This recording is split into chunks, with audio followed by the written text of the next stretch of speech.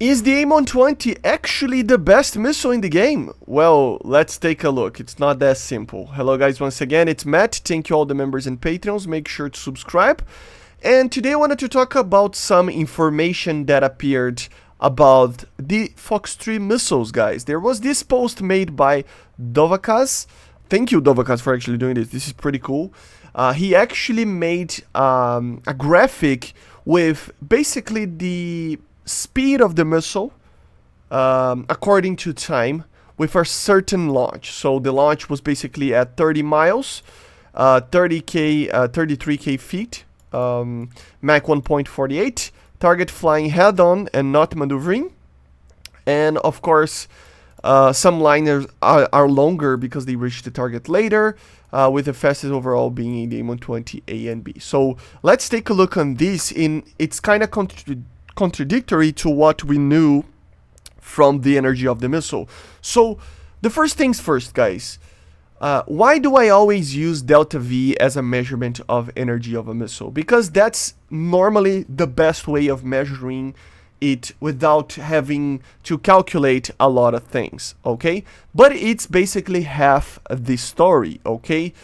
Delta V only takes into consideration thrust and, of course, weight. It doesn't take into consideration many factors, including the major one, which is drag, okay? And maneuvering targets, everything like that. It doesn't take into account many things. Because if you take into account that, and if you go to the missile chart that was made and take a look on the delta V of missiles, you will see that the MatAWG is the missile that has the most energy. And indeed, it does have a lot of energy. It's the missile that has the most amount of energy, as you see over here, when it stops burning, basically, right?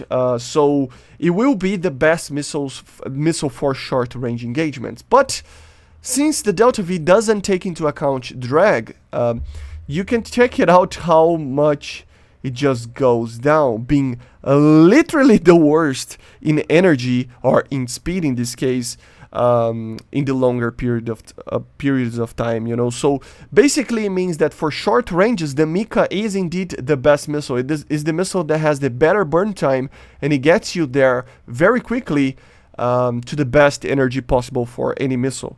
But eventually for a BVR shot, it is the worst missile, literally the worst missile in the game. So we can kind of see what it was the purpose of this missile. It was to deplete energy and be very fast at short ranges, but be alright at long ranges as well, right? It was kind of a missile that was the best of both worlds, and trying to focus a lot on trying to pull that drag or that turning capability to the short range. That's why the IR missile is basically the same, and it will be one of the best IR missiles in the game. We don't have the IR version of it, but it makes sense with the doctrine behind it. And if you take a look, the AIM-120 A's and B's, they're basically the same over here, okay? So don't mind me with that.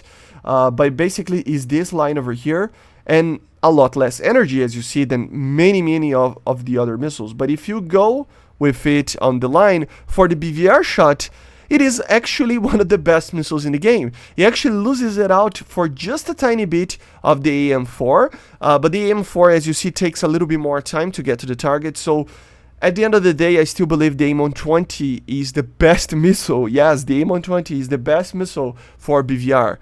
This would be the C variant, as you see. You know, it's not added yet to the game, but it is in the files. But yeah, you can clearly see that the AIM-120, apart from this minor change with the AIM-4, is the best missile for BVR shots. It will be the missile that has the least amount of drag, meaning that it will be having more energy than the other missiles while in the longer ranges. And I actually did test these missiles in certain circumstances just for you to actually take a look.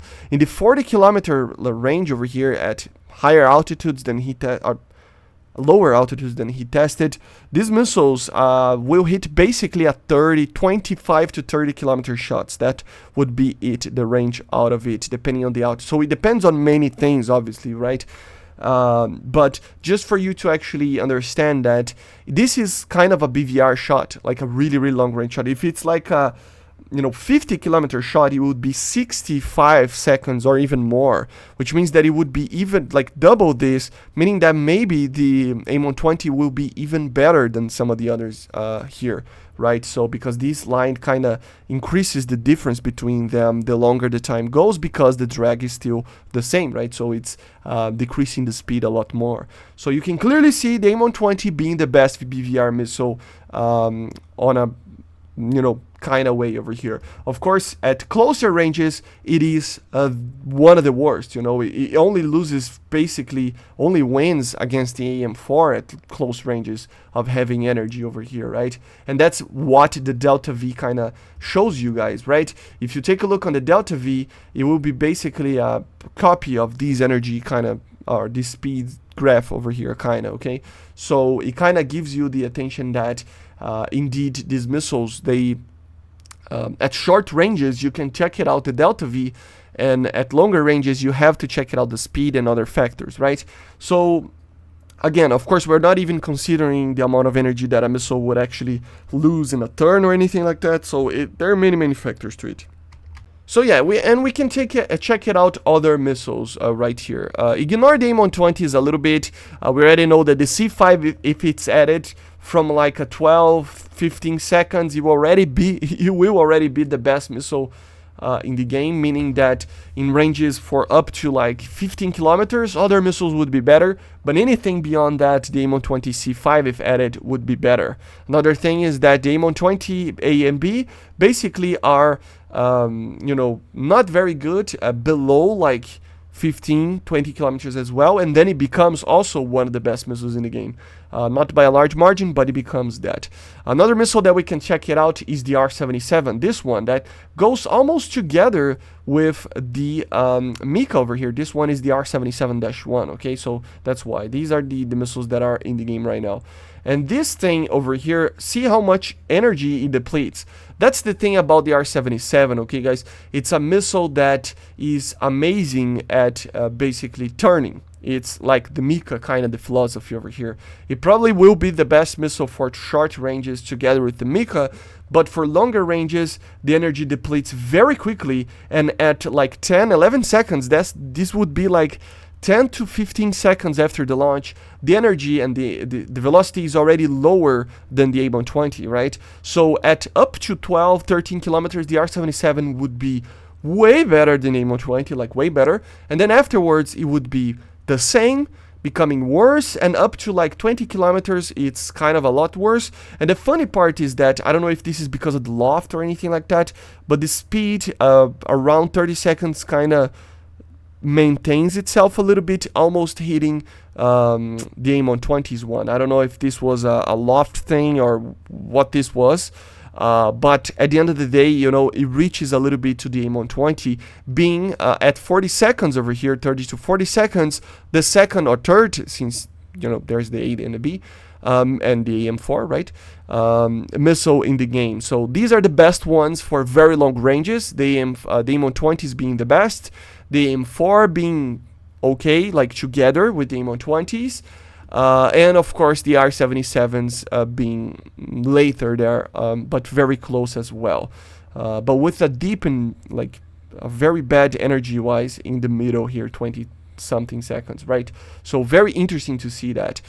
If the R-77-1 is added, we see another type of you know, behavior over here. As you see, it burns a lot more, and it almost touches the same amount of energy that the Mika has, and it starts to deplete, and then it loses even to the R-77. That's why I might believe that this line over here of the normal R-77 might be due to some error on the testing, or maybe it's just because of the lofting programming of the missile. I didn't do the test, but it's crazy that the R-77-1 would have less energy than the normal R-77.